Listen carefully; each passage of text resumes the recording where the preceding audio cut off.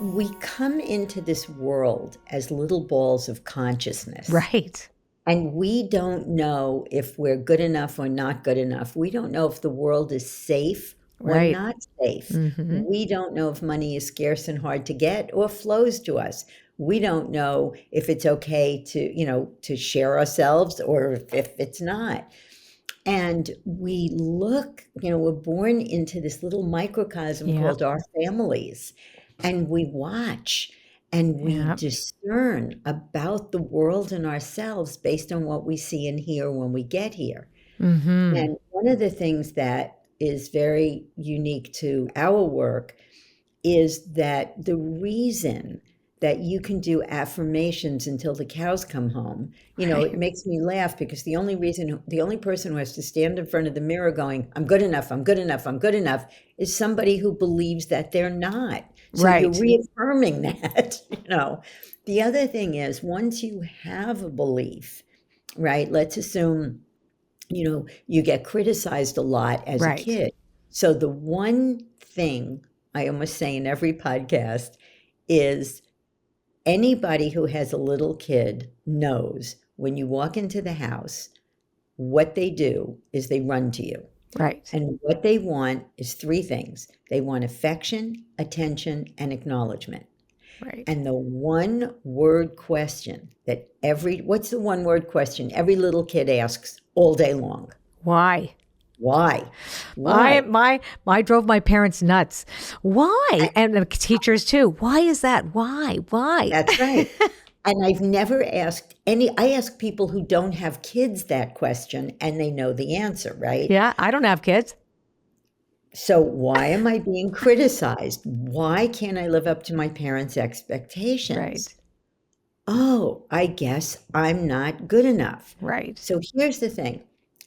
I'm not good enough. So if you're listening, I have my fist in front of my face, and my fist is I'm not good enough. That's a belief, right? Mm-hmm.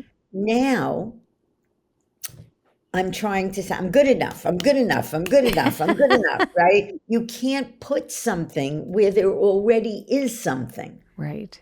So you have to remove this. Right. So saying affirmations, I guess, is better than not. It just doesn't get rid of beliefs. And the reason is because we think we saw our beliefs in the world. Yeah, it's evidence. You cannot not believe something you think you see. Right. So when I say to people, did you ever see, if I said to your mother, did you ever see the world is not safe? She'd say, every day of my life. Right. And that's right. But you could see Nazis, you could see living in Germany, you could see what happened, but you can't see the world is not safe. Right. You can't see I'm not good enough. You can't see beliefs.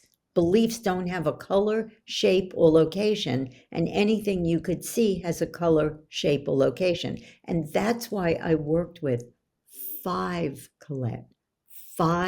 Harvard PhDs who had the belief I'm stupid.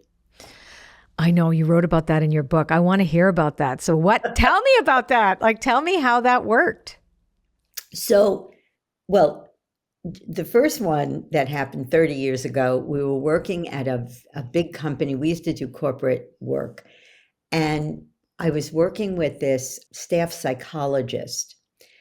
And I said, what's your pattern? So a pattern is what you want to change. So everybody listening, if you want to know what your patterns are, they're observable. Right. So this is the difference between a pattern and a belief, because people get them mixed up all the time. Right, okay? Right. I can't lose weight is a pattern. Right. Right. I can observe you being on diets and not being able to lose weight. I can observe you procrastinating.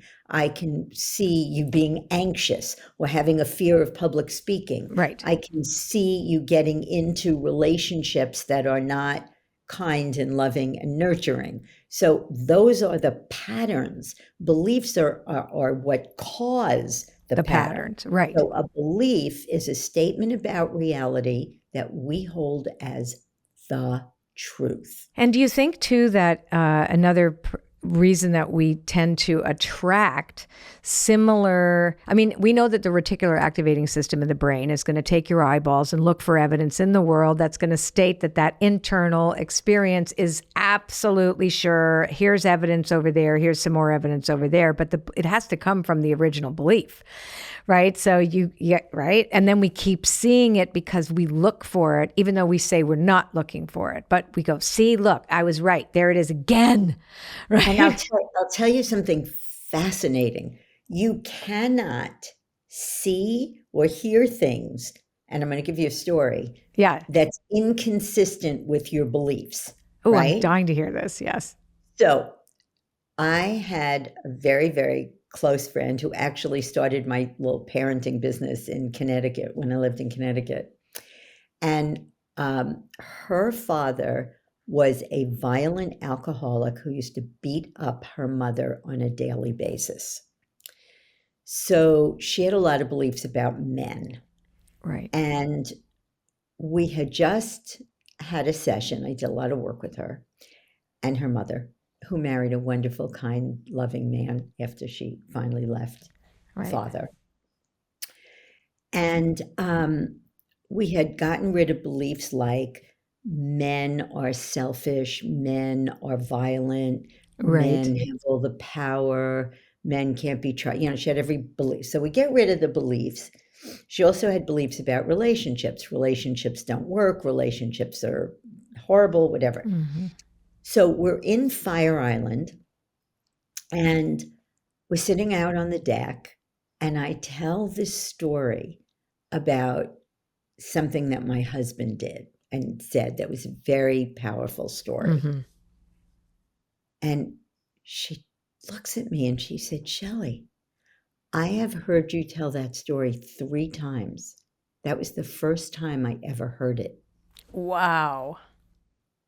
She said, I could never, it was like blah, blah, blah, blah, blah, these words.